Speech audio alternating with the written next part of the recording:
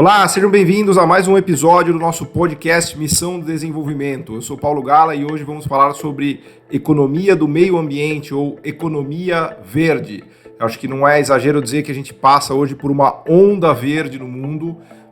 Basta olhar o que está acontecendo nos países ricos ou desenvolvidos, os programas de governo do Biden, da Europa, da Ásia, da China. Eu nunca imaginei que a gente fosse viver de verdade por uma onda tão grande de preocupações com o meio ambiente na economia, né, nos policymakers, nos gestores de política pública. Para falar sobre isso, a gente recebe hoje dois gigantes do setor, dois grandes conhecedores desse tema, o Márcio Macedo da Costa e o Carlos Eduardo Jung, também conhecido como Cadu. Então vou passar primeiro a palavra para o Cadu se apresentar, brevemente falar um pouquinho dele, da trajetória dele, depois do Márcio, e a gente já começa o nosso bate-bola. Sejam bem-vindos. Boa tarde, Paulo. Boa tarde, ouvintes. É um enorme prazer estar aqui conversando com vocês, especialmente nesse momento em que, depois de algumas décadas de muita luta, né, para que a gente conseguisse colocar esse tema, e Márcio é parceiro desde o início dessa brincadeira, né, a gente conseguir colocar o tema da sustentabilidade dentro da agenda econômica, né? Eu sou professor de economia, toda a minha formação em economia, graduação, mestrado, doutorado, sou professor do Instituto de Economia já tempo suficiente para ter virado titular, então muitas décadas trabalhando nisso, mas a minha origem não é da área ambiental, a minha origem é da macroeconomia e da política industrial.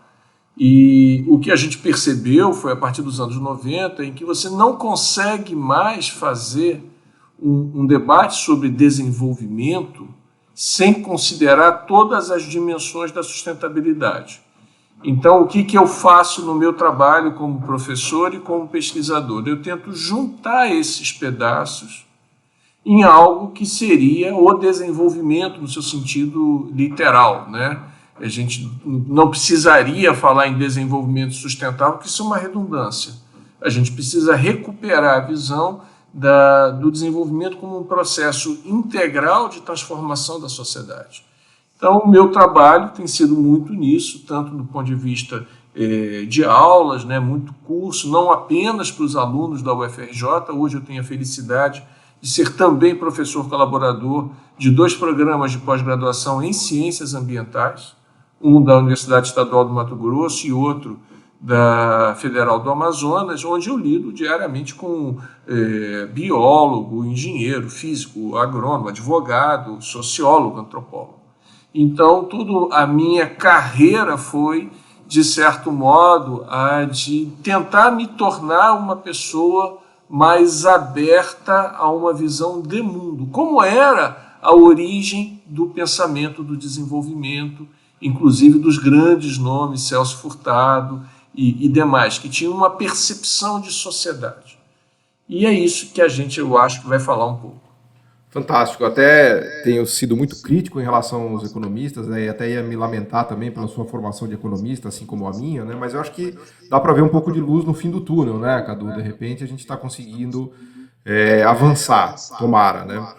Márcio, você é a nossa esperança. Você vem da engenharia, né? Você vem mais de uma cabeça mais aberta, não tem os preconceitos dos economistas. Estou brincando aqui, obviamente que eu adoro os economistas, sou suspeito para falar, né?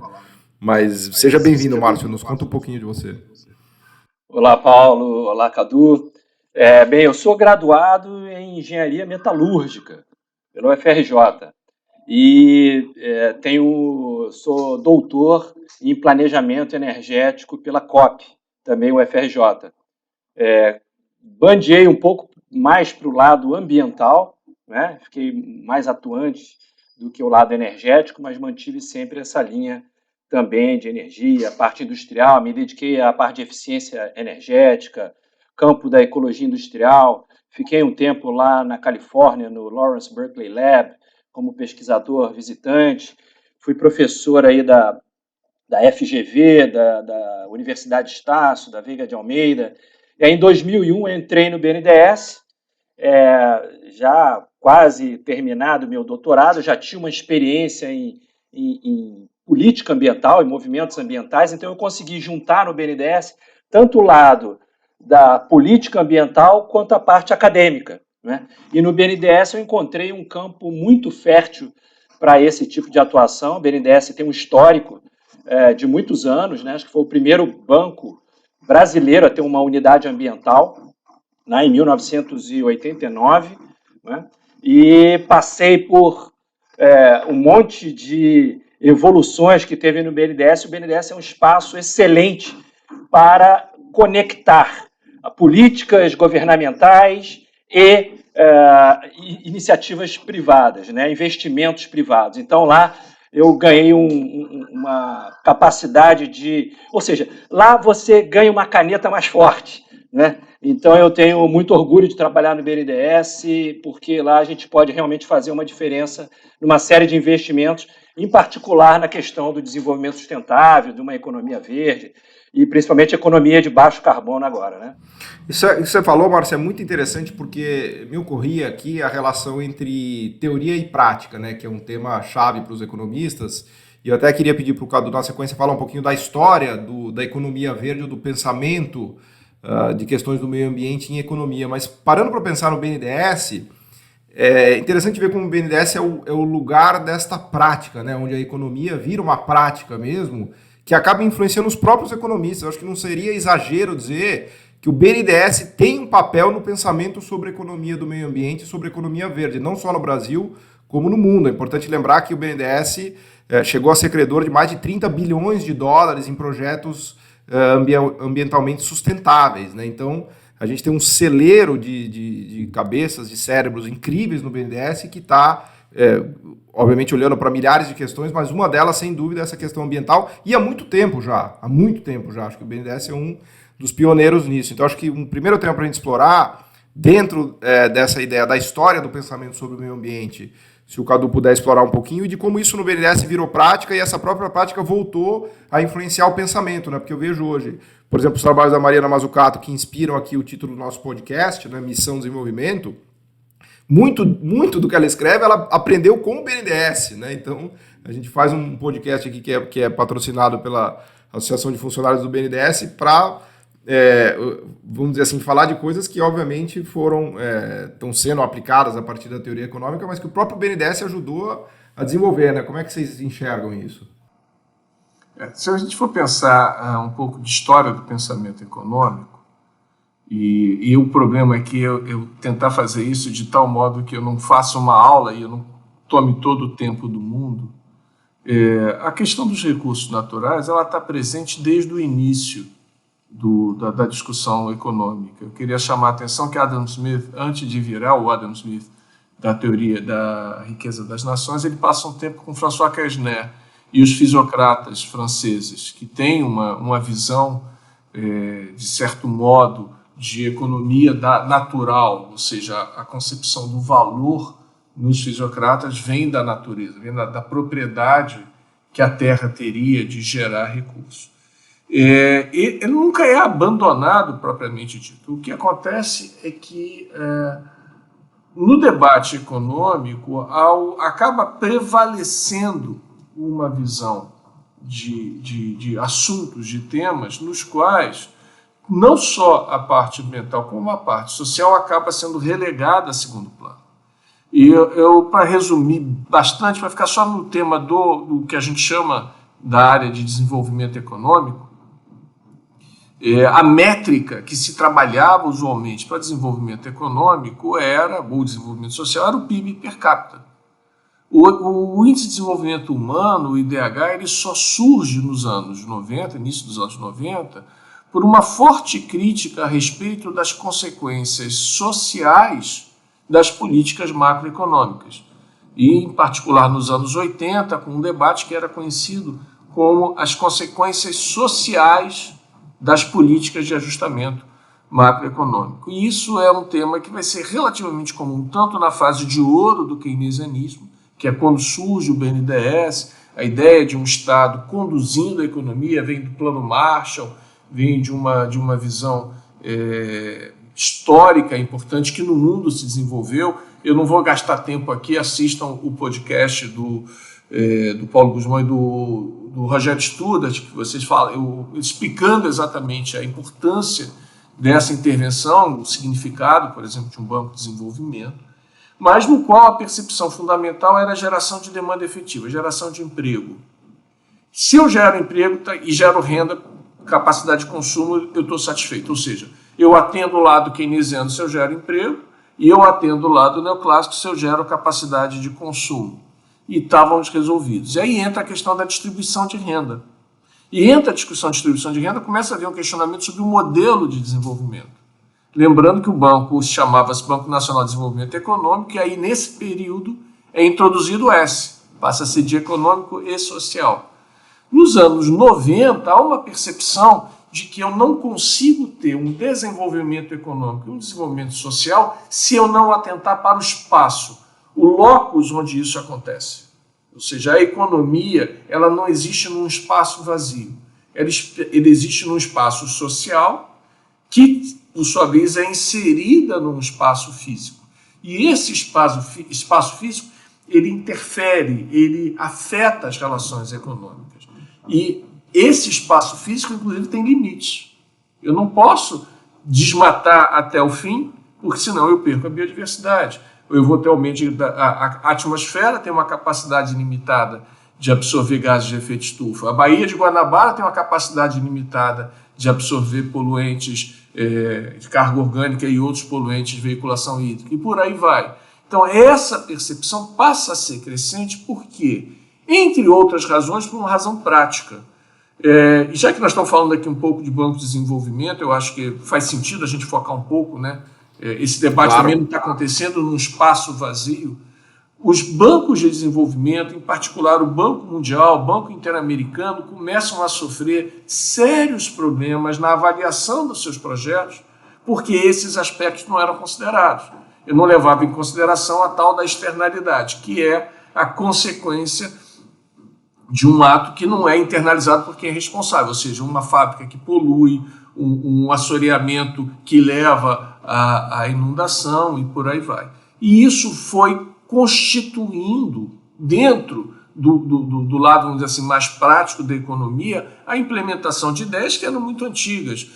Nós já fizemos 100 anos do PIGU, falando do problema da externalidade. PIGU, por sinal, que é o mesmo criticado na teoria geral. O inimigo do Keynes, né? O Keynes pegou ele, na verdade, o Keynes pegou ele para Cristo, porque o Pigou era um cara brilhante, né? Mas é que ele teve a infelicidade de ser escolhido pelo Keynes para ser surrado, né?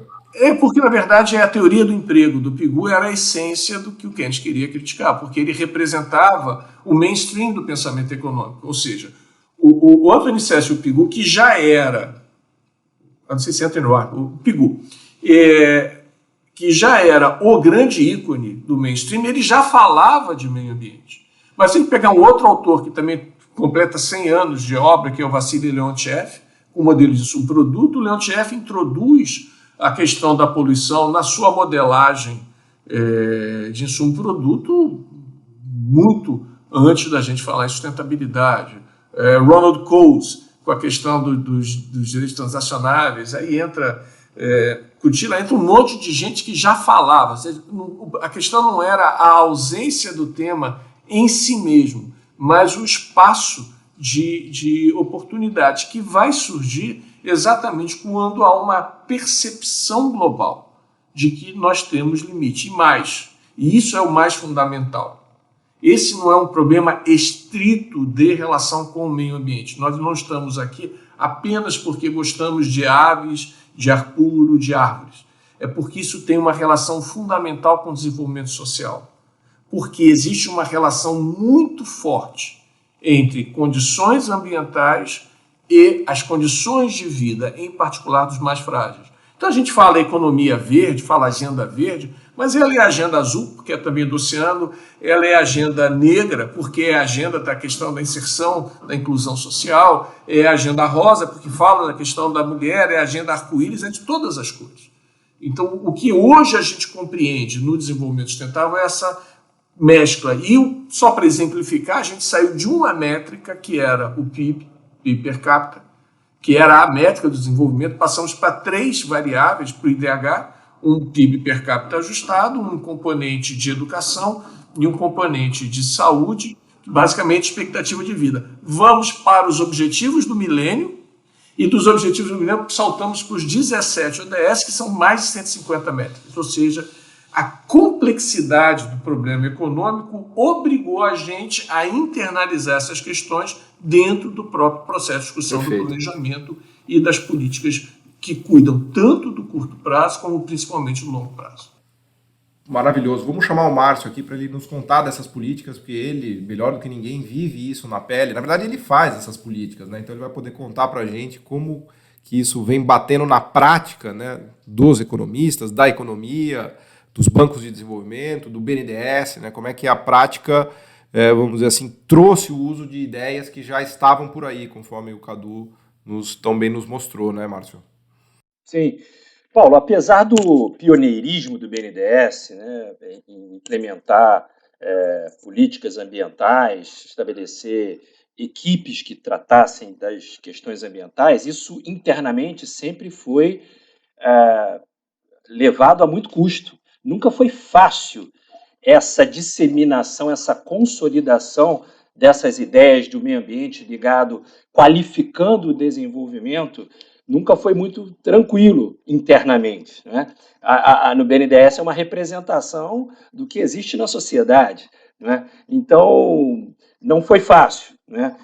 Eu diria que existe um papel duplo do meio ambiente, como o Cadu destacou, que é de provedor de recursos e também de um repositário dos rejeitos, né? Que entra a questão dos limites. E tem um exemplo muito curioso, né? Quando a gente pode imaginar um exemplo imaginário, né? De uma pessoa que esteja dentro de um quarto em que você fale assim, você pode ter o aporte que você quiser de energia, de comida, de entrada, do que você quiser, do bom e do melhor. Então, em tese, os recursos naturais estão entrando naquele sistema. Mas se você não tiver o outro papel, que é o repositário Vai faltar dos rejeitos... Vai faltar um esgoto aí nessa história, né? Se você, a pessoa que estiver nesse quarto, não puder jogar para fora os produtos, subprodutos do seu metabolismo, ela morrerá, né? Então tem esse papel duplo aí que tem que acontecer. Acho que o Cadu não citou, mas a gente pode lembrar do Georgescu Roegen, que falou, trouxe a lei da entropia, né, que é da desorganização dos sistemas, e até aproximando-se a uma visão um pouco escatológica, porque a gente não poderia escapar das leis da termodinâmica, da degradação dos recursos, né?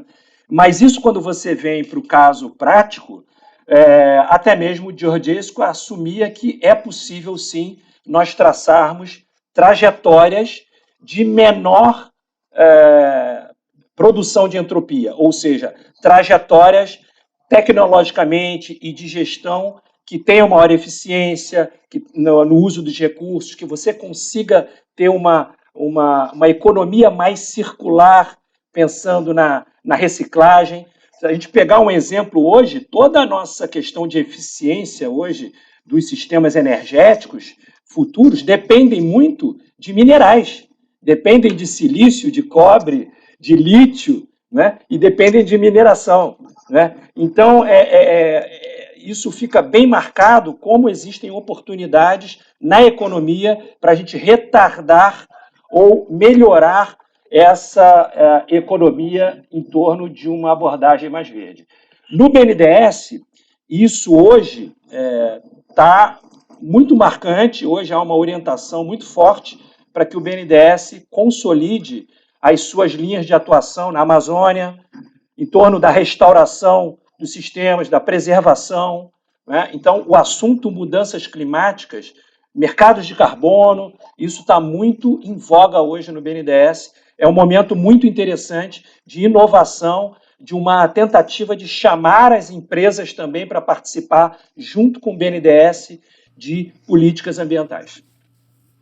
E pensando aqui no que vocês estavam falando, especialmente o Cadu falando dos indicadores, né, me fez lembrar de algumas mudanças que eu tenho visto em cálculo de PIB, né, que acho que o Banco Mundial estava fazendo cálculos de PIB tirando o depressão ou depletação de recursos naturais, não sei exatamente qual é a palavra correta, né?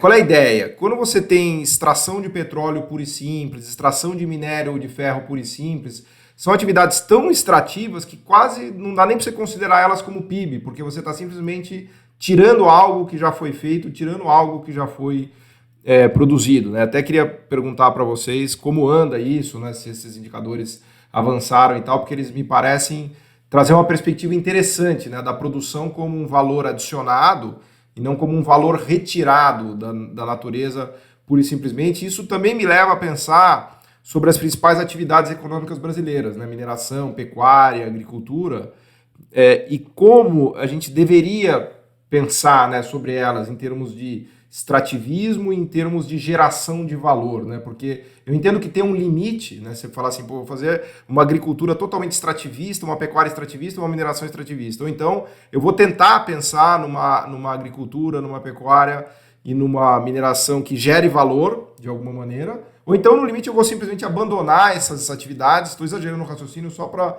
a gente fazer aqui um exercício mental, né? Eu vou abandonar, pensa no caso da Amazônia, um caso limite. Vamos abandonar essas 3 atividades na Amazônia e vamos tentar fazer algo completamente diferente com a floresta, né? Então, como é que vocês pensam essa coisa dos limites das atividades que a gente já tem, do repensar sobre essas atividades que a gente faz, que são nocivas muitas vezes, e de novas atividades que a gente pode... Eu sei que minha pergunta, ela demandaria, assim, várias horas e uma tese, né? Mas eu queria só um saborzinho, assim, primeiro do Cadu, depois do Márcio, de como é que vocês enxergam as atividades brasileiras do ponto de vista da sustentabilidade ambiental e do futuro, né? Eu entrei nessa área ambiental exatamente por causa do tema do que você está se referindo, a contabilidade ambiental. O jargão usual é PIB verde, ou seja, como incorporar as questões ambientais nas métricas de cálculo econômico. E eu não sei se vocês sabem, inclusive tem um projeto de lei que foi aprovado. Existe uma lei que determina no Brasil que deveríamos estar calculando alguma coisa como produto verde. Esqueci o nome agora do projeto de lei. Eu sou ruim. Esqueci o nome do Arthur Pigu, esqueço o nome da... Não, mas a ideia fundamental, a ideia fundamental você está trazendo, não importa o nome. A questão é que existe um erro na maneira pela qual você contabiliza as contas nacionais, porque, por definição, valor adicionado ele é oriundo de um processo de produção. Como existem ativos que não são produzidos num processo de produção, isso inclui recurso natural, mas inclui, por exemplo, patrimônio histórico, patrimônio cultural. Se você perde esse ativo, como ele não foi produzido, ele não é contabilizado, porque a maneira pela qual você contabiliza o consumo intermediário, que é o sacrifício de valor necessário para agir um processo de produção, você mede isso pelo valor da produção. Como esses ativos não foram produzidos, eles não têm valor de produção. Então, você considera como valor zero. Aí começa um monte de erro. E desculpe, eu não sou tão favorável ao BNDES como a gente, desenvolvimento sustentável, quanto vocês não. Não por um problema do BNDES. O BNDES faz parte de um modelo que é predatório. Então, em exemplo, energia elétrica. Eu penso em energia elétrica como uma coisa renovável, porque a água passa. Nossa, mas ao fazer uma hidrelétrica, eu causo desastres muito grandes na biodiversidade, nos serviços ecossistêmicos das populações afetadas. E a participação em grandes hidrelétricas na Amazônia, por exemplo, eu acho um dos momentos mais tristes da história do BNDES. Muito longe de ser sustentável. Então, o que a gente tenta medir com a contabilidade ambiental? Essas perdas. E o IBGE já consegue hoje avançar em alguns aspectos muito limitados, mas já é um avanço. Hoje nós já temos dentro do sistema de contas nacionais do IBGE as contas econômicas ambientais. Fala da questão da água, não da qualidade da água, mas dos balanços de água. Nós temos uma conta já de ecossistemas, que na verdade é o desmatamento, é a perda de áreas de floresta.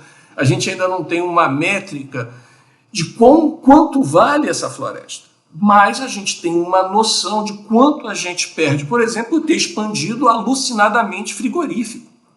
Imaginar que no século XXI era modelo brasileiro apostar em frigorífico como alguma coisa que vai desenvolver o país, Resultou no quê? Numa expansão acelerada da pecuária. A pecuária é o maior fator de desmatamento. Então, o desmatamento não acontece porque o sujeito acordou um dia e eu quero desmatar. Ele acontece porque existe um contexto econômico.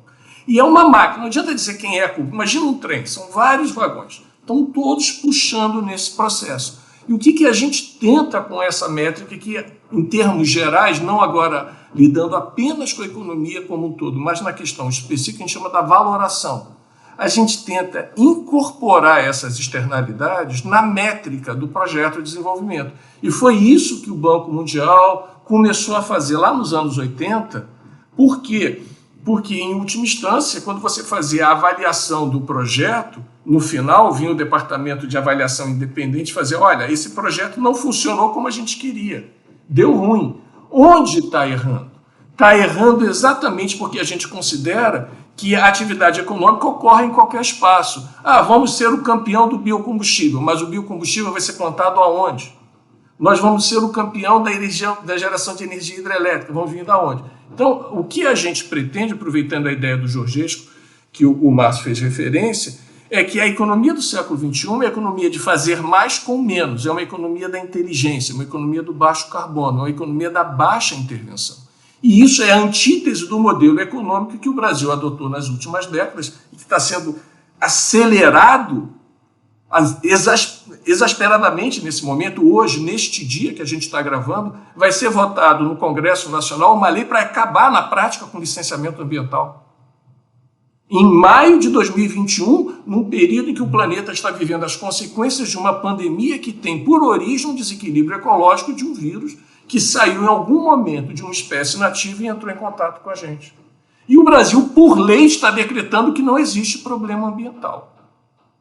Então, nesse sentido, o que a gente tem que fazer? Tem que fazer o contrário, mostrar o seguinte, olha, existem custos. E eu antecipo para vocês, eu não sei o valor da biodiversidade, mas eu sei o custo de um erro de biodiversidade, de uma gestão inadequada de biodiversidade. A origem dessa pandemia aqui, qual é a métrica que a gente vai ter? Certamente é de $1 trilhão para cima. Se dá por um micro-organismo que é tão pequeno que a gente não consegue nem fotografar ele, né? A gente só tem desenho do SARS-CoV, porque ele é tão pequeno que ele escapa do espectro de luz. A gente não tem nem como desenhá-lo, só para desenhar, podem como fotografar. E é algo tão pequeno que é oriundo da onde? Da biodiversidade. Só para terminar, qual é o maior depósito de micro-organismos da natureza? Onde está? Está no Brasil, está na Amazônia, está no Pantanal, está no Cerrado, está em tudo que a gente está destruindo porque a gente faz uma conta errada. Grosso modo, é como a gente está trocando ouro por espelho. Nós estamos dando o ouro e estamos recebendo o espelho de volta. Então, o que a gente tenta fazer é medir essas consequências e colocar o dedo na ferida. Olha, isso aqui vai trazer esse, aquele outro problema, para que uma decisão seja tomada com um cenário um pouco mais adequado. Então, Cadu, até antes de passar a palavra para o Márcio, fica muito claro, né, nesse raciocínio a ideia do custo social e do custo privado, né, e do problema gigantesco que a gente tem de desalinhamento, sem querer carregar no economês, do desalinhamento entre o custo social e o custo privado, porque a destruição do meio ambiente, em todos os seus sentidos, no fundo, é um erro de cálculo de custo social, porque para a empresa privada não existe aquilo, né? Então, se a fronteira agropecuária está se expandindo e derrubando a floresta, paciência, a floresta vai cair porque vai dar lucro botar o boi lá e o custo privado não incorporou o custo de destruição da floresta, né? Então, daí a importância de se chamar o setor público, e veja que o setor público pode acertar ou errar, né? Você está dando exemplos aqui de modelos que foram, inclusive, levados adiante pelo próprio setor público, pelo próprio BNDES, aqui fazendo uma análise crítica, por exemplo, na questão dos frigoríficos, né? Mas o que é o mais importante disso tudo é entender que o setor público ele pode fazer essa inteligência que você destacou, porque ele não está sujeito ao mecanismo de mercado. Ele também está sujeito ao mecanismo de mercado, mas ele tem a preocupação de uma construção social, não é isso, Márcio? Certamente, Paulo. Só para dar mais cores de complexidade a essa abordagem do Cadu, um tanto mais crítica em relação à política do BNDES, é claro que isso tem um histórico, né? Tem um relacionamento. O BNDES tem uma relativa autonomia, mas ele é, enfim, designado para fazer coisas estabelecidas em nível governamental. Então, para dar complexidade, a gente pode lembrar alguns elementos de história, né? Nos anos 80, por exemplo, o BNDES, quando não se falava nada de meio ambiente, equipes do BNDES recusaram o financiamento da hidrelétrica de Balbina, que talvez seja a maior tragédia em termos de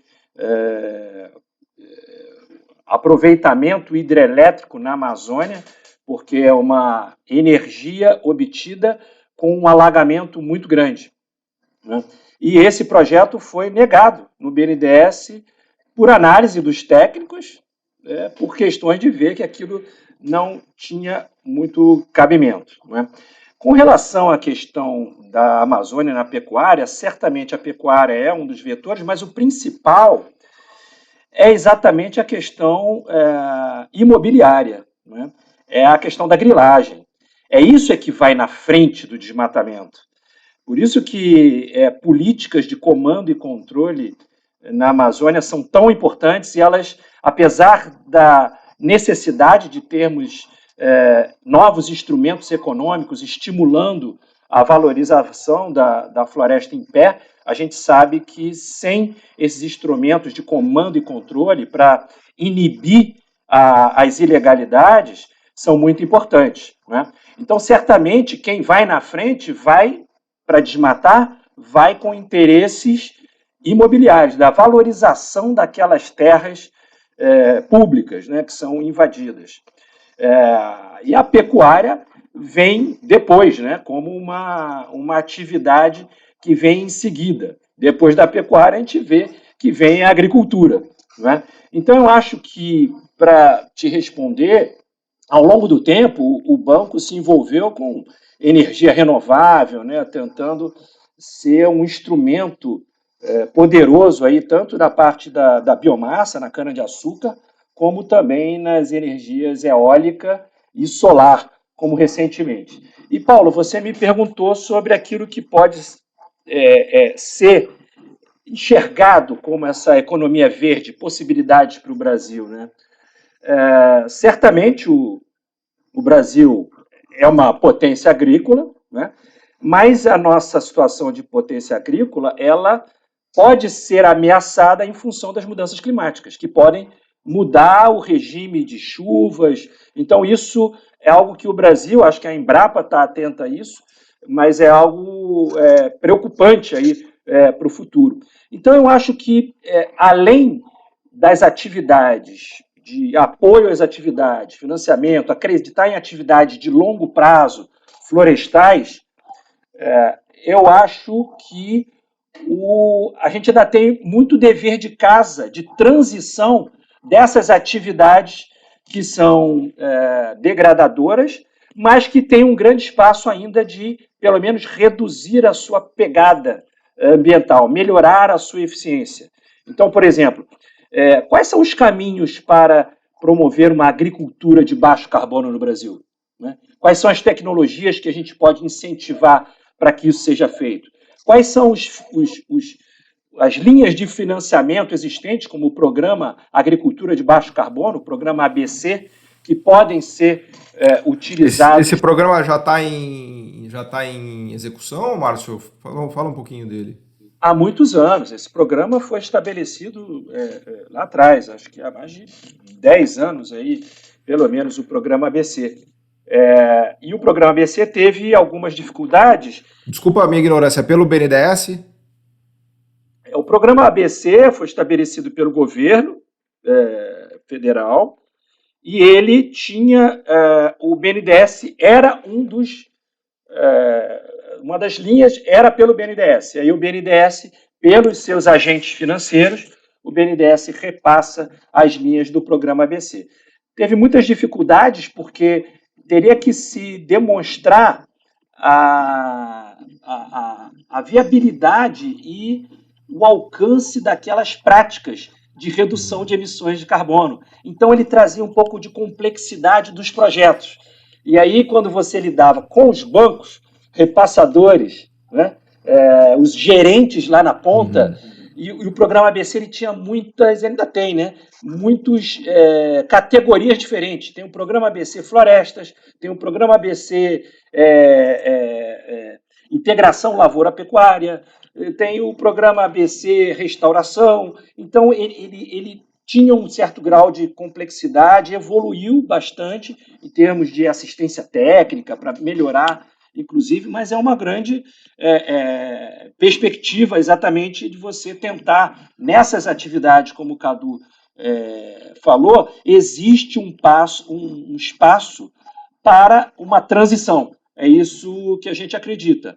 Ao lado, complementar ao apoio de novas atividades, né? A gente tem uma possibilidade imensa de atividades florestais. É um absurdo que no Brasil a gente tenha a produção de madeira como a gente tem hoje, né? Grandemente calcada na ilegalidade, somente baseada em áreas já com vegetação nativa, que é uma boa perspectiva, mas hoje o Brasil poderia estar plantando em áreas, plantando madeira comercial, para ter no horizonte aí de 20, 30 anos, a gente podia ter começado isso há 20 anos atrás, né, de ter grandes áreas de plantio de madeira, de forma que você tivesse não um plantio homogêneo, mas um plantio biodiverso, um plantio que tivesse uma fisionomia de floresta. Né? Então, são tantas as oportunidades, eu acho que isso é muito interessante. Sem falar no turismo verde, né? Um absurdo que na Amazônia a gente ainda tenha. Até na Mata Atlântica, as oportunidades que a gente tem de turismo verde aqui nesse contínuo entre São Paulo, Rio e Paraná é muito impressionante. Né?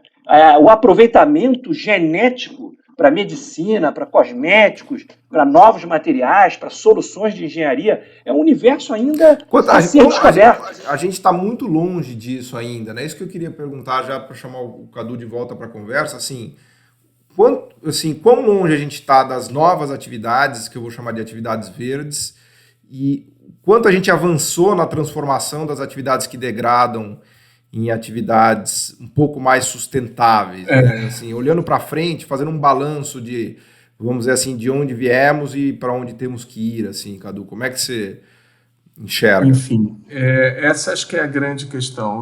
Vamos olhar a figura de uma perspectiva global, né? O que a gente vê hoje, 2021, no mundo inteiro, é um enorme avanço na compreensão de que não é possível mais estabelecer padrões de crescimento baseados no consumo infinito de recursos. Não podemos mais pensar o espaço nosso de vivência, a atmosfera, o oceano, o espaço rural como depósito de lixo, como garimpo de recursos naturais.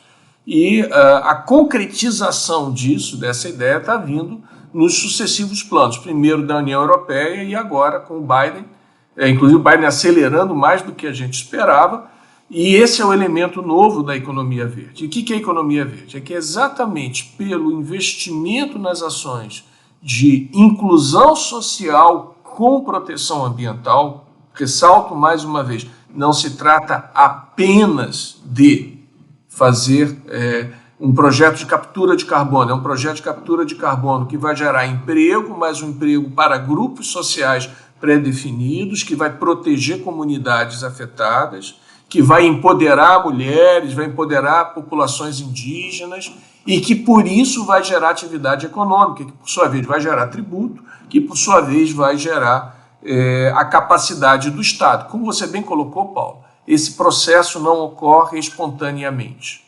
A gente, na área da economia ambiental, trabalha direto com o conceito de falha de mercado. O mercado falha. Não estou dizendo que o mercado é ruim, estou dizendo que o mercado não é perfeito. E, por isso, ele precisa ser corrigido. Por quem? Pela sociedade como um todo. Parte desse papel com a sociedade como um todo organizada de forma espontânea, as organizações não governamentais, uma boa parte, inclusive, com o Estado como representante organizado dessa sociedade, liderando, mas através de processos de cooperação e coordenação, e não de conflito. Não é uma recuperação keynesiana belicista. Vamos todos investir em armamento, gera emprego. Não, na verdade, aconteceu isso com o New Deal. Claro, O New Deal parte do sucesso do New Deal, uma expansão belicista. Mas a gente vai fazer a mesma coisa, e esse é o ponto fundamental, sendo seletivo.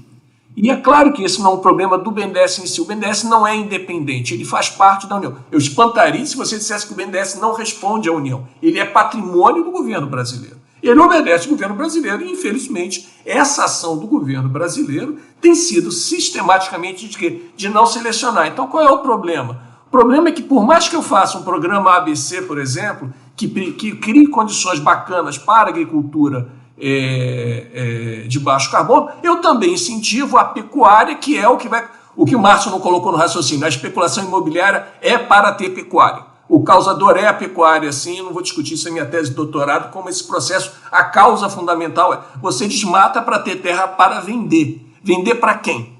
Só que interessa comprar isso é pecuária. E não é um problema da Amazônia, é a história do Brasil. Cadê a Mata Atlântica? O Cerrado está desaparecendo e ninguém fala nada. Se você disser para mim qual é o bioma mais ameaçado neste momento, é o Cerrado.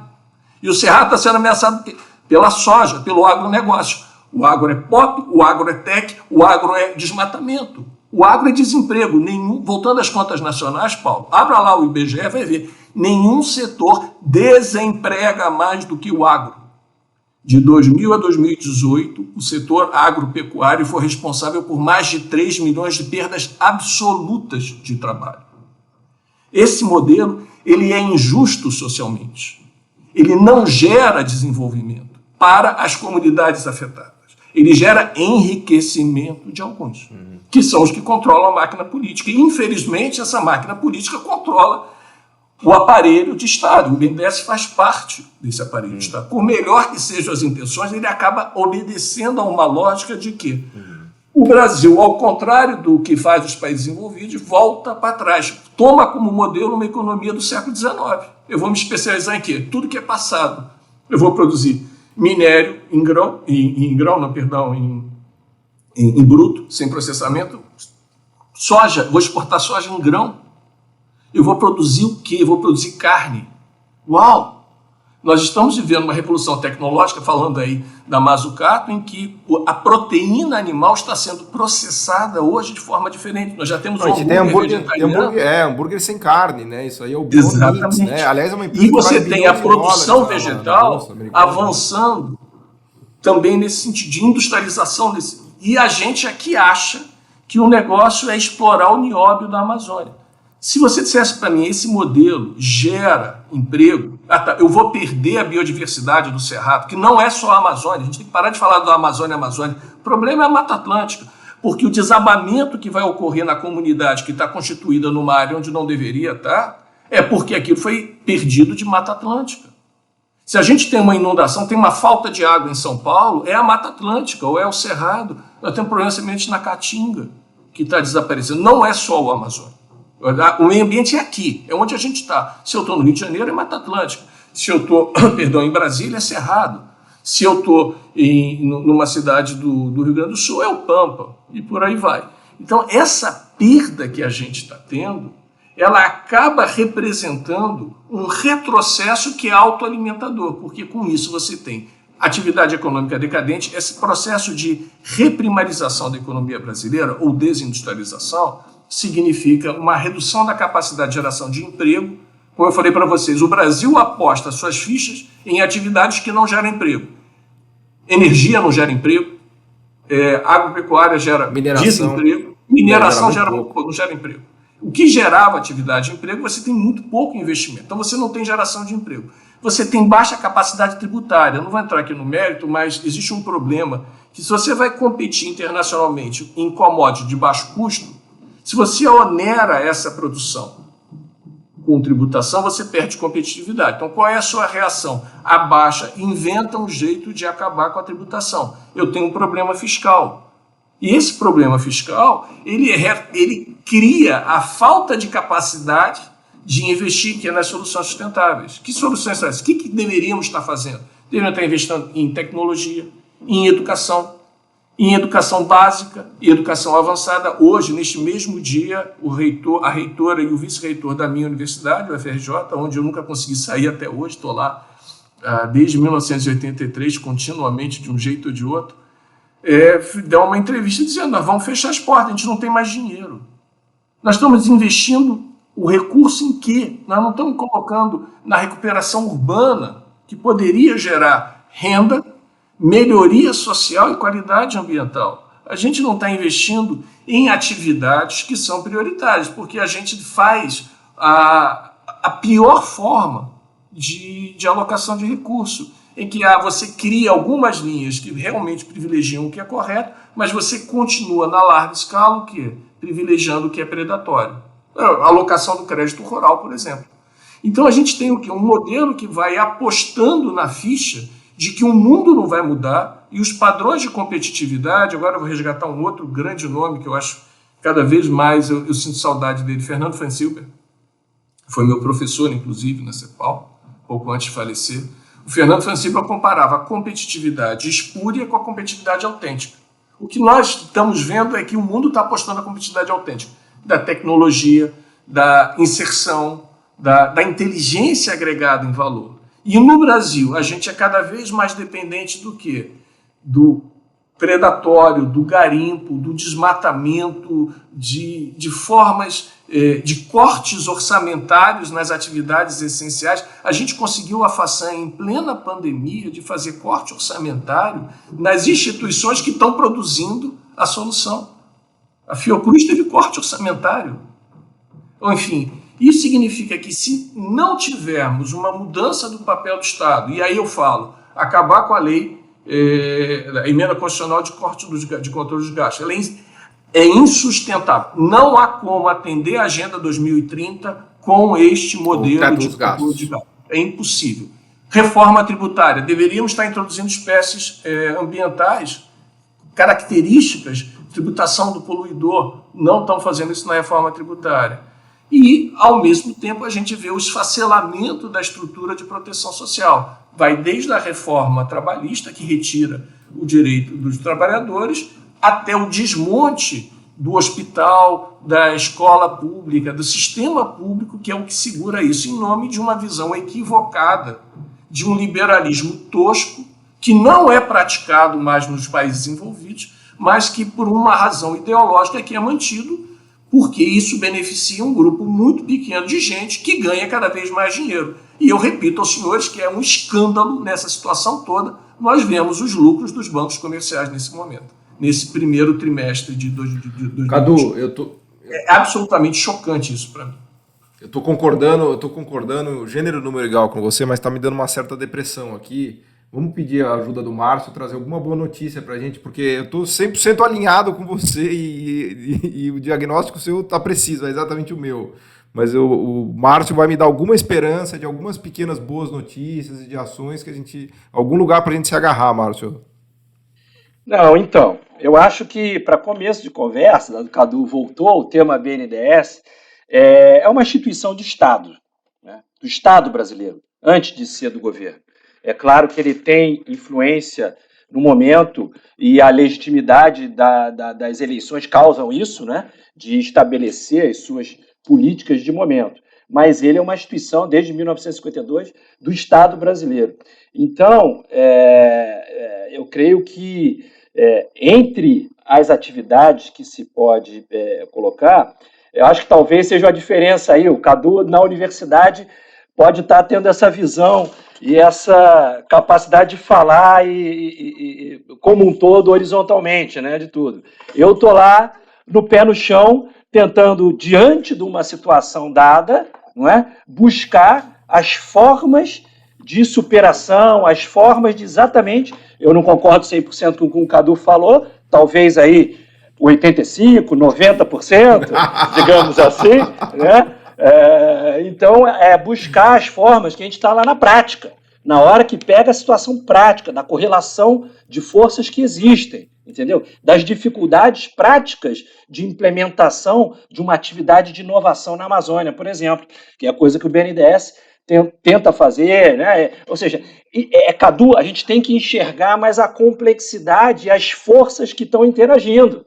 Não é assim como você está falando, assim, uma platitude de políticas que estão sendo orientadas, não. A gente tem que ter, e aí eu compartilho com o Paulo, uma tentativa de botar a cabeça para cima, não é? E tentar verificar quais são os passos concretos que se dão, que se pode dar em função daquilo que está acontecendo hoje, que é tão difícil e problemático para a gente, né?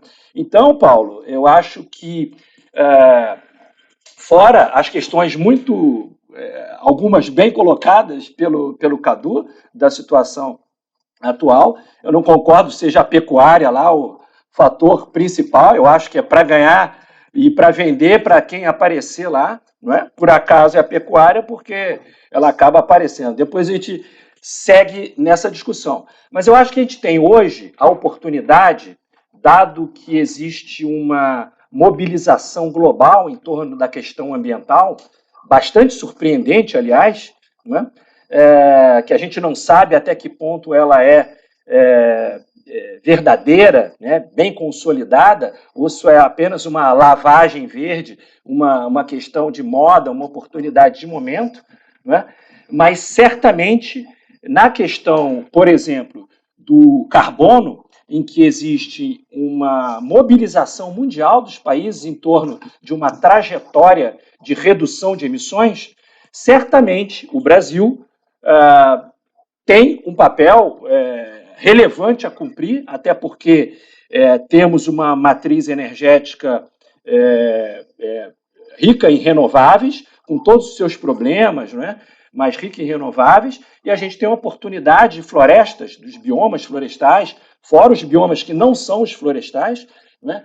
Uma oportunidade bastante interessante em relação à sua preservação, em primeiro lugar, né? Que podem se beneficiar no curto prazo dessa liquidez que hoje tem no mundo para atividades ambientais ligadas a carbono, e a gente pode... Dinheiro, liquidez não, quer dizer dinheiro, tem dinheiro para isso. Dinheiro para isso, está quicando dinheiro, basta o Brasil saber pegar e dentro daquilo que o Cadu falou, nas atividades que são mais intensivas em emprego, né, em questões de inovação e que olhem o longo prazo. Por exemplo, a gente tinha que olhar muito fortemente para o desafio da restauração dos biomas brasileiros, né? Fortemente. Né? Nós, no BNDES, eu tenho uma experiência incrível lá, porque o BNDES é gestor do Fundo Clima.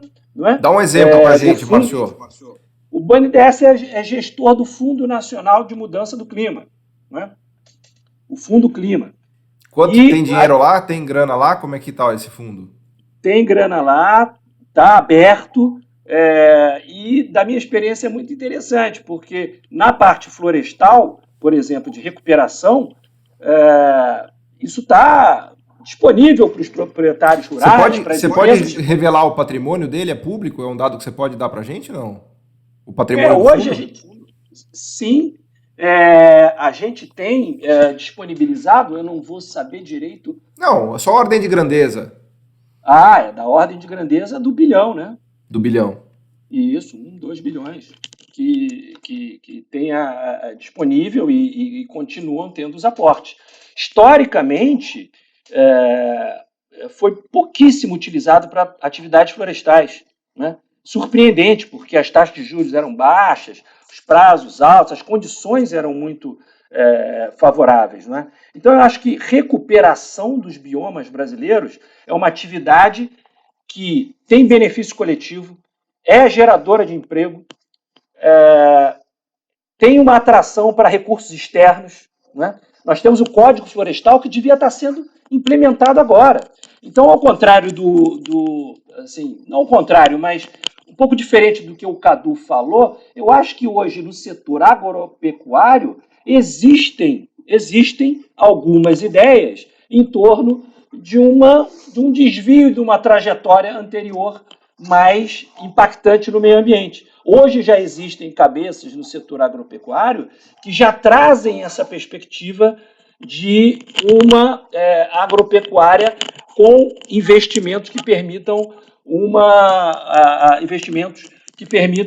agricultura relativamente de baixo carbono ou de redução dos seus impactos. É claro que, ao falar como um todo, dar o avanço em cima, por exemplo, do cerrado, aí nós teremos dificuldades, de fato. Mas é claro que hoje existem vozes no setor agropecuário dizendo que a gente não precisa desmatar mais nada, porque nós temos uma quantidade de áreas com pastagens degradadas que rendem muito pouco por hectare, né, que poderiam ser substituídas, né, e poderiam ter o investimento nessas áreas. Inclusive, a gente pode fazer a recuperação dos biomas também, em parte, nessas áreas, né? Então, a implementação de uma agricultura, Cadu, é decisiva. A gente tem que virar esse jogo convencendo os agentes. A gente não adianta falar isso como platitude geral e achando que nós não temos saída para isso. Eu tenho direito à réplica? Buscar Ele disse que eu disse tanta coisa que eu não disse que eu acho que eu tenho direito. Em primeiro lugar, Marcinho, quem disse que o agro é tudo não sou eu. Quem coloca o agro como antes de mais nada, é o agro. Eu apenas disse que, agora, por favor, existe, claro que sim, uma enorme diferença no agro, mas desculpa, os dados do desmatamento apontam para quê? Ou aumentou ou diminuiu? Por favor, você conhece esses números. Nos 2, 3 últimos anos, qual é a previsão para este ano sobre desmatamento? Mais desmatamento. Quem é que desmata? E desculpe, se eu não vou queimar o pasto para botar boi, o que eu vou fazer em São Félix do Xingu? Shopping center? Existe sim um grupo de atores que está muito preocupado, que é o agronegócio avançado. Mas são eles que têm que acabar com essa mensagem de que o agro é tudo, porque esta é a campanha. Não fui eu que inventei isso. Mas é exatamente. Deixa eu falar agora, Márcio, por favor. Você disse que eu disse um monte de coisa. Você disse que o Cadu disse. Eu não disse nada do que você disse. O que eu estou dizendo é, existe desmatamento. Esse desmatamento foi fomentado deliberadamente por uma política na qual, corretamente ou não, o BNDES esteve envolvido ao estimular os frigoríficos na Amazônia, que resultou no aumento significativo do desmatamento. Foi sozinho? Não. Foi a mudança do Código Florestal, foi a reversão dos aparelhos de política de controle ambiental. Eu discordei disso. Desculpa, deixa eu terminar. Você disse que eu não disse nada que você disse, eu só disse que eu disse. É muito perigoso num debate dizer que uma pessoa disse o que ela não disse. Eu só estou dizendo que quem se coloca como uma força homogênea é o agro, não sou eu. São eles que pagam a propaganda, em que dizem que eles são tudo. Então tá bom, vou fazer o quê? Eles é que colocam. Agora, se eles são tudo, eles também são responsáveis pelas suas consequências. E isso foi, em parte, apoiado por políticas que estimularam esse tipo de ocupação. E esse tipo de ocupação resultou no maior desmatamento visto em 10 anos. E que está aumentando. E está aumentando porque, sim, a razão fundamental é a formação de pastagem. Desculpa, você vai brigar não comigo. Vai brigar comigo, com Sérgio Margulis e com toda a literatura econômica. Eu só estou na faculdade, a única coisa que eu faço é ler livro. Os livros são o que dizem. Então, só para a gente ser mais objetivo nisso, tem que partir para ação concreta. Ação concreta é o quê? Certificação da carne. Eu só vou dar crédito se você tiver uma ação positiva. Agora, apenas o BNDES financia? Não. É todo o aparelho de Estado. Se eu não mexer em todo o sistema de crédito, não adianta eu fazer um programa bacana. Por quê? Eu vou ter um problema maior da alocação do que é predatório. E esse é o grande drama. O que a gente tem que estimular? Estimular, por exemplo, ações de responsabilidade das empresas, que é mais do que necessário. Exatamente. Unidade de conservação, meu trabalho todo em valoração de unidade de conservação, por que elas são importantes? Elas são importantes porque elas geram bem-estar, que elas geram proteção, geram carbono.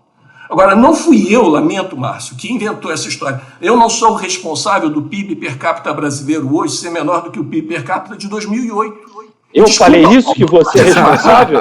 O Brasil hoje tem um PIB per capita menor do que... Não, estou respondendo ao Paulo sobre o pessimismo. Não, mas o PIB per capita brasileiro hoje é inferior de 2008. Nós temos um percentual de atividade Deixa eu caçar a palavra aqui, Cadu. Menor que todos, então não vai. Eu estou de acordo com você, eu só estou chocado, porque a gente começou essa conversa e vocês falaram que vocês são colegas de colégio, que vocês são torcedores, colegas de arquibancada, né, que os dois torcem para o Botafogo. Então, não, mas a gente gosta da discussão.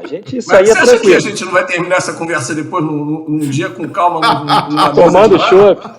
Não, mas Cadu, eu só queria esclarecer, assim, quando você estabeleceu, eu não quis falar nada que você atribuir a você, coisas que você tenha dito. Eu só queria qualificar um pouco a maneira como você colocou, e eu tentei dizer exatamente, Cadu, eu concordo com você 85%, 90%. Só que eu acho que a nossa oportunidade hoje é exatamente tentar enxergar nas formas pelas quais nós vamos afetar a agropecuária brasileira, fazer com que a agropecuária brasileira, além de se tornar mais eficiente, não faça desmatamento, que cumpra o Código Florestal e consiga atender aos objetivos econômicos e sociais que ela se propõe e pode atingir, que é a produção de alimentos. Então, foi nesse aspecto que eu quis fazer a abordagem. Depois a gente continua a falar da pecuária. Aliás, eu tenho experiência grande ali do que o BNDES tentou fazer com a pecuária, lá em 2009. O BNDES foi o primeiro banco a estabelecer uma política, lá em 2009, no momento da crise, né, para os frigoríficos, tentando fazer com que os frigoríficos fizessem, de fato, um controle dos seus fornecedores diretos. O BNDES queria que a rastreabilidade fosse implementada. E é claro que naquele momento, e olha, a gente estava em 2009, hein? 2009, naquele momento, não se tornou, por influência muito do governo federal, de estabelecer a rastreabilidade como algo compulsório. E a rastreabilidade seria importante não apenas para controle ambiental. A rastreabilidade é importante em termos produtivos, para você conhecer o rebanho, em termos sanitários. Então, tinha um olhar em cima disso que tinha essa... Então, é isso, Cadu. É um pouco apenas... Desculpa se eu falei alguma coisa que você não tinha dito, mas eu queria só ficar um pouco mais nesse chão que é de buscar as oportunidades que existem hoje dentro do setor agropecuário, dentro do setor de mineração, dentro do setor florestal, principalmente, para, finalmente, a gente atingir aquilo que eu e você queremos, que é um desenvolvimento brasileiro sustentável e com inovação e pensando aí no longo prazo com benefício, redução das desigualdades sociais brasileiras. Então, não estamos muito diferentes nas nossas posições. Eu só acho que os próximos passos a serem dados, a gente tem que botar o pé no chão e ver de que forma, do ponto de vista do BNDES, pelo menos, a gente pode apoiar mudanças tecnológicas de gestão e de olhar para frente dessas atividades econômicas. Boa, eu estou preocupado que infelizmente, a gente está chegando aqui no final do programa, mas a discussão é incrível, assim, acho que a gente conseguiu trazer muita informação para as pessoas entenderem os dramas que estão envolvidos aí. Então eu queria pedir para o Cadu dar algumas palavras finais, depois o Márcio, e agradecer de coração, porque vocês são dois grandes conhecedores desse tema, né? E a discussão que surgiu aqui é a discussão que está colocada no Brasil, né? E que é o que realmente a gente precisa discutir, né, Cadu? Paulo, eu acho que vocês estão vivendo um momento de uma briga, uma discussão, não é nem uma discussão, é de dois amigos de muito tempo, vão continuar amigos, não se preocupa não, que isso aí é um debate de muito tempo. Aqui talvez, eu acho que a grande diferença é que o Márcio enfatiza muito a perspectiva do BNDES. Eu não falo em nome do BNDES, estou falando de um modelo econômico. Eu acho que esse que é o problema que está havendo essa divergência.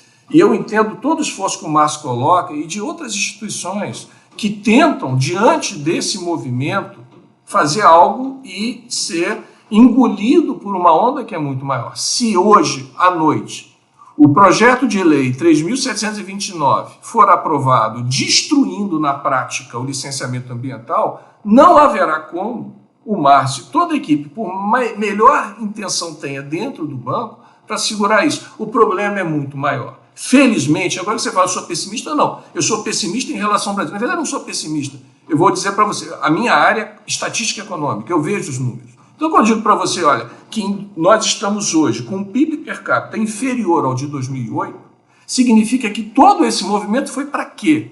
Foi para gerar mais renda, para gerar mais emprego? Não. Quando eu olho as estatísticas de ocupação do agro, não sou eu que estou dizendo, é o IBGE, reclama lá com o IBGE. Eu só estou lendo a estatística. Estou dizendo o seguinte, este modelo que o Brasil está avançando, está retroagindo, ele não vai levar a nada a lugar nenhum. E eu sou otimista, agora você fala, esse é um programa de pessimismo? Não, porque o resto do mundo está mostrando um jeito diferente de ver. Esse jeito diferente de ver envolve o quê? Existe uma nova maneira de se puxar a economia. Ela não vai acontecer de forma espontânea. Ela exige um papel de um Estado ativo. Agora, não adianta proteger uma instituição e deixar o resto morrer. Mesmo por melhor que o BNDES sozinho permaneça, sem o IBAMA, sem o ICMBio, sem o FRJ, sem a Fiocruz, sem o resto do aparelho de Estado que está sendo destruído. E eu não vou contar aqui das condições pessoais das pessoas que não têm aumento sei lá quanto tempo. Um bolsista de mestrado ganha menos que um estagiário do BNDES. O bolsista de iniciação científica, hoje na UFRJ, ganha R$400. Esse é o valor que é dado para a ciência. Enquanto isso persistir, a gente não vai a nada a lugar nenhum. Então, o que a gente tem que fazer? Olhar para o mundo, e o mundo está passando a mensagem, e essa é a mensagem de otimismo.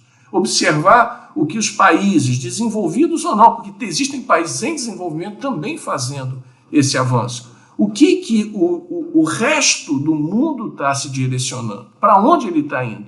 E ver que é possível um novo caminho. Agora, se persistirmos neste modelo atual, lamento informar, regrediremos ao século XIX. E o século XIX não era caracterizado por pujança econômica, por igualdade social, e certamente onde havia intervenção foi desastrosa. Então, eu acho que existem possibilidades. O Brasil é rico em possibilidades, mas parece ser mais rico ainda em desperdiçar essas oportunidades.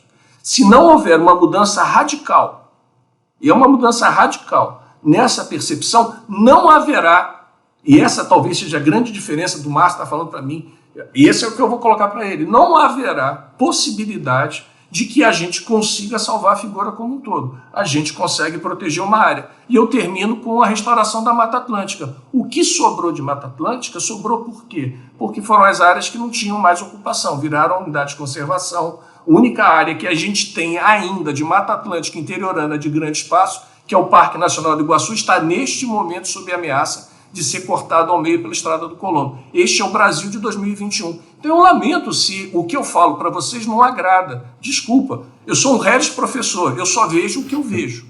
Mas o que eu vejo, Paulo, lamento, se nós continuarmos por esse caminho, apesar de todas as belas possibilidades que o mundo está mostrando para a gente vai se afundar cada vez mais no buraco. E o buraco não é só na Amazônia, não, é no Jacarezinho também. E tá mais para século XVIII e XVII, viu, Cadu? Não é no XIX que a gente vai parar, não, viu? Márcio. Esse é um quadro realmente difícil, ameaçador nesse momento, né? Eu concordo com o Cadu em relação à importância de você ter um papel ativo do Estado, né? Principalmente nas questões sociais e ambientais. Eu um pouco falei abordando o BNDES, dado que esse foi um assunto inicial, né? E dali eu acho que a gente tem uma perspectiva, pelo menos, Cadu, de pelo menos mostrar para os agentes econômicos, para a sociedade em geral, as trajetórias que a gente considera como positivas e mais geradoras de emprego e tendo um olhar sobre o desenvolvimento brasileiro mais positivo. O meu ponto é esse. O BNDES, novamente, a gente tem a oportunidade lá de ter essa composição do setor governamental com o setor privado. O Fundo Amazônia, por exemplo, apoiou muito fortemente o IBAMA, no momento lá atrás que o IBAMA estava com falta de orçamento para para combater o desmatamento ilegal, né? E o BNDES... O receptor de recursos do Fundo Amazônia são os órgãos de controle ambiental público. Exatamente. Então, assim, a gente torce muito para que as negociações em torno aí do Fundo Amazônia levem aí a uma retomada, né, dada a importância. Eu sei da importância do Fundo Amazônia para instituições como o IBAMA, por exemplo, né, e para os estados brasileiros. Né? Os estados brasileiros hoje, Paulo, o BNDES, só do Fundo Amazônia, tem mais de 300 milhões de reais contratados para a implementação do cadastro ambiental rural nos estados brasileiros. Né? Isso é muito importante. Isso é $1 de graça entrando no Brasil diretamente no estado. Então, eu acho que, dado que vocês falaram dessa oportunidade internacional, a gente está vendo isso, a oportunidade de recursos entrarem, né, no Brasil, em função disso, atendendo aos interesses nacionais, aos interesses brasileiros. Muitas vezes ainda se faz uma confusão aí de que recursos externos estariam só com interesses espúrios. Na verdade, são coisas que a gente controla e que a gente podia fazer tanto em inovação como em fortalecimento das instituições do Estado brasileiro. Então, essa minha visão. Fora o que a gente não falou de saneamento, né? Saneamento, a agenda urbana, aí, fora a importantíssima agenda aí dos biomas, né? Da agenda urbana, da importância que tem o saneamento hoje, dado que isso nunca foi inteiramente resolvido. A gente vê o caso da Baía de Guanabara, até hoje aí com essa situação. Eu me lembro da época quando eu era produtor de vídeo, que eu fiz um vídeo em 1992 sobre a Baía de Guanabara. Eu posso passar o vídeo hoje e as pessoas vão achar que ele foi produzido agora, em 2021, dada a atualidade do assunto. Quer dizer, nós como sociedade não estamos conseguindo resolver, priorizar investimentos que são fundamentais para o bem-estar de grande parte da população brasileira. Ainda mais que as questões ambientais, a gente vê isso ao longo da história, né, atingem mais as populações de baixa renda. Os efeitos deletérios, né, dos impactos ambientais deletérios de atividades produtivas insustentáveis atingem mais as populações de baixa renda. Isso no Brasil e em todo o mundo. Então a gente tem um grande desafio de incorporar tanto essa agenda florestal, uma agenda verde, agenda do oceano, da litorânea, da agenda azul, né, e a agenda das cidades, onde a parte de saneamento ambiental, incluindo esgoto, água e resíduos sólidos urbanos, é tão importante. Então, Cadu, a gente vai se juntar para tentar pegar essas estatísticas todas e demonstrar para os agentes econômicos, demonstrar para os agentes governamentais que a gente tem linhas de saída, linhas de fuga de uma trajetória aí de degradação que, infelizmente, ainda nos assombra.